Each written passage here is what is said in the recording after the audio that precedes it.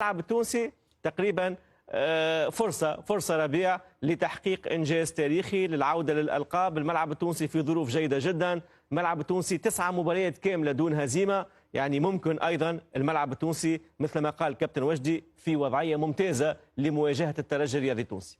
صحيح، ولديه كل الفرص والحظوظ من أجل أنه يتأهل للنهائي، لكن هذا يعتمد ممكن على كيف سيتم تدبير هذه المباراة، خاصة وأن هناك غيابات في رأيي الشخصي، غيابات مؤثرة بعد قليل. صحيح، خاصة اللاعب الجويني هداف الفريق.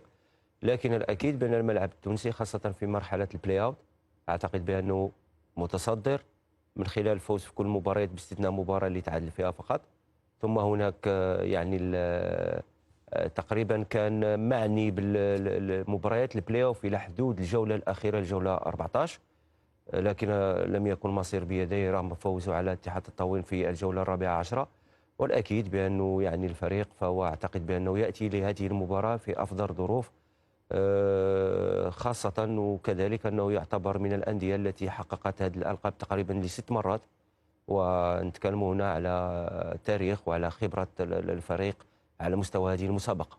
صحيح، هو الحديث أكثر ربيع على دائما على غياب أكثر هيثم الجويني أكثر من كريم العواضي وسند الخميسي، ولكن اللي تابع مباريات الملعب التونسي في الفترة الأخيرة يعرف قيمة سند الخميسي، خاصة تلك الجهة اليسرى اللي كانت جهة قوية بوجود اللاعب الخضراوي، أيضا بوجود سند الخميسي، أيضا بوجود أسامة السهيلي ظهير أيسر متميز. يعني ممكن غياب أيضا سند الخميسي سيكون غياب مؤثر في هذه المباراة.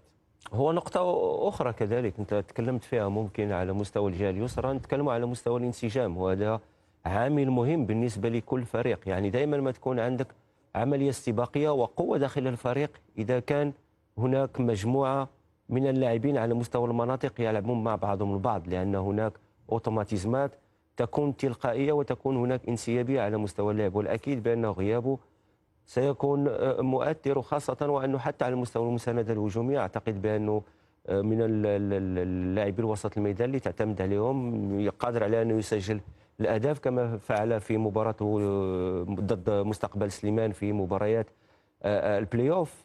سوف ننتظر من المعوضين إذا ما كان ممكن أنهم يكونون جيدين على مستوى هذه المباراة. ثم الأكيد هيثم جويني تكلمنا عليه، يعني على المستوى لما أعطينا التشكيلة أنه يكون عندك مهاجم يسجل 8 أهداف في أفضل حالاته، الأكيد بأنه تبقى ممكن نقطة يفتقدها يعني الملعب التونسي على المستوى الهجومي، وبالتالي بلال المجري سيكون له دور على مستوى أنه ينهي الهجمة، على مستوى أنه يكون كقلب دفاع أمام يعني كقلب هجوم أمام قلبي دفاع سواء المرياح أو كذلك اللاعب توغاي.